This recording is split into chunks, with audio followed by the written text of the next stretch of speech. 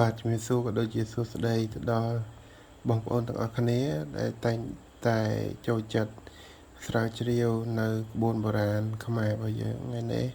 ខ្ញុំសូមដកស្រង់នៅគាថាភេវនានៅពេលមានអាសន្នបាទអញ្ចឹងគាថានេះជាគាថាពិសេសណាស់របស់នាមព្រះសម្ពុទ្ធទាំង10នេះហើយនឹងបារមីទាំង10បាទចឹងពីគាថានេះបងប្អូនភេវនាទៅមកគាថានឹង9ចប់គាថាហងៃដើម្បីបានសេចក្តីសុខជៀសផុតពី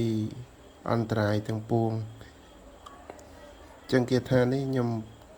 ក៏បានប្រើផ្ទាល់ដែរដកពិសោធន៍ឃើញថាមានភាពប្រកែកស័ក្តិសិទ្ធិតែស្រ័យលើកទឹកចិត្តនៃការជឿរបស់ពុកម៉ែបងប្អូនទាំងអស់គ្នាដូចគ្នាចឹងខាងលើទី1នេះទាសីនេបវិខសអមេឧបានចឹងទានសិល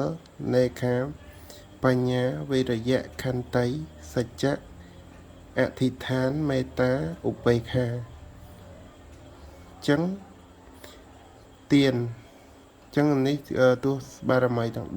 10ដែលយើងយកមកដកយកជាបដូល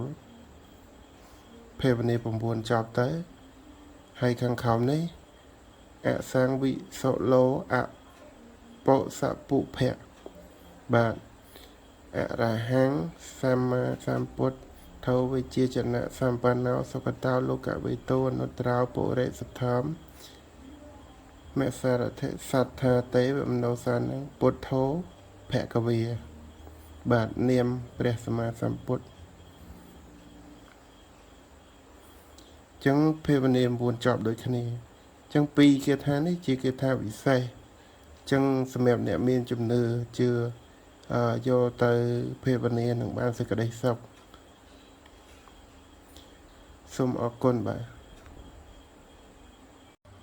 ជំរាបសួរទៅដល់ពុកម៉ែបងប្អូនទាំងអស់គ្នាដែលចូលចិត្ត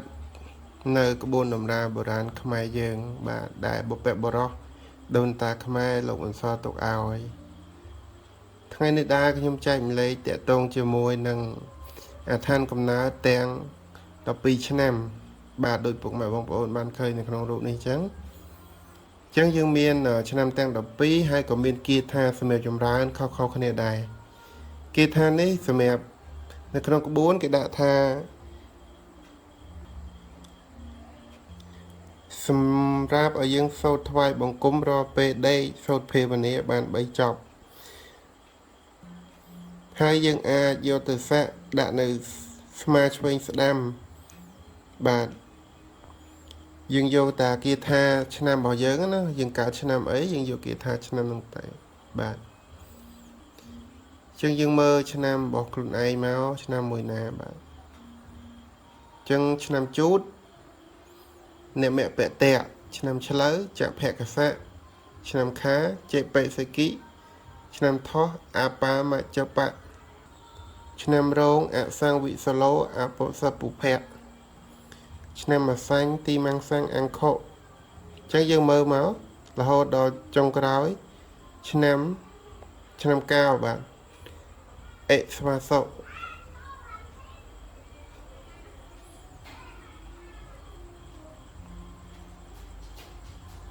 ឹងសង្ឃឹមថាជាផលប្រយោជន៍សម្រាប់ការចែកម្លែកនេះទៅកាន់ពុកម៉ែបងប្អូនទាំងអស់គ្នាសម្រាប់អ្នកដែលមានជំនឿតាក់ទងជាមួយនឹងក្បួនដូនតាយើងដែលបានសល់ទុកឲ្យសូមសុខចម្រើនទាំងអស់គ្នាបាទសូមអរគុណបាទហើយបើសិនជាពុកម៉ែបងប្អូនចូលចិត្តកុំភ្លេចជួយបញ្ជាក់ផងយើងនឹងមានការចែកម្លែកបន្តទៀតដូចជាអីទៅឆាត់រួតអីទៅស្លាធរអីទៅដួងកែវកំណើតបាទចេកមាសចេកប្រាក់ចេកព្រហ្មចារីរៀបចំអាឌិចេះបាទខាងគ្រឿងសក្ការៈខាងក្បួនតម្រាទុទាយបោះបុព្វបុរស ដូនតាខ្មែរយើងនឹងគាថាចម្រើនដើម្បីសេចក្តីសុខចម្រើនបានយើងនឹងមានចែកម្លែកជាបន្តទៀតសូមជឿដោយការគោរពការប្រតិបត្តិបាទជឿដោយបញ្ញាជូនពរពុកម៉ែបងប្អូនទាំងអស់គ្នាបានសុខរួចផុតចាកទុក្ខទោសបានសេចក្តីចម្រើនសូមអរគុណ